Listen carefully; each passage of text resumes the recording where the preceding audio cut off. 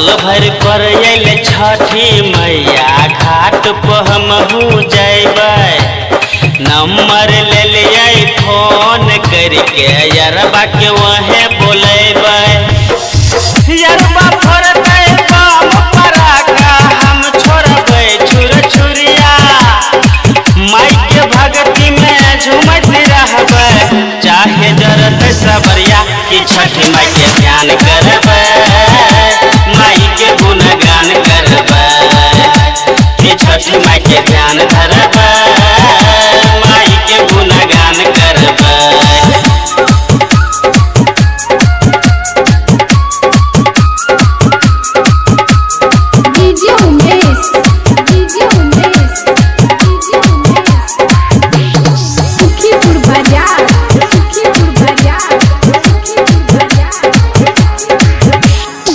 बड़की भौजी करै छै हमर छठ माई के परब। यरबा के जोर में देबै हमे सूरजमल के अर्घ। महिमा अपरंपार छथिन छठी मैया के ई जग में। महिमा अपरंपार छथिन छठी मैया के ई जग में। सच्चे मन से जे पूजा करे ओकरे पे फेरे नजरिया कि छठी माई के ध्यान धरबै। माई के गुणगान करबै कि छठी माई के ध्यान धरबै।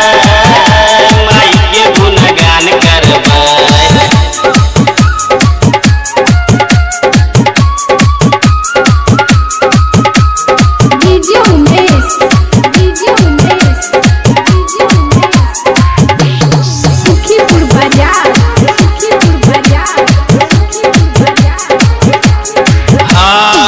देरी नहीं करबै फटाफट हम हो जेबै तैयारी। संग में जैतै सखी सहेली पिन्ह के लबका साड़ी। कि सजल कर मैया के घाट जे लागै छै सोहाना। गोयल परम चन डीजे पर बजाबै खलठू जे गेल कहि गाना। सूरज कुंदन संग में धानो हिलबै छै कमरिया कि छठी माई के ध्यान करबै। माई के गुणगान करबै कि छठी माई के ध्यान धरबै। माई के गुणगान करबै।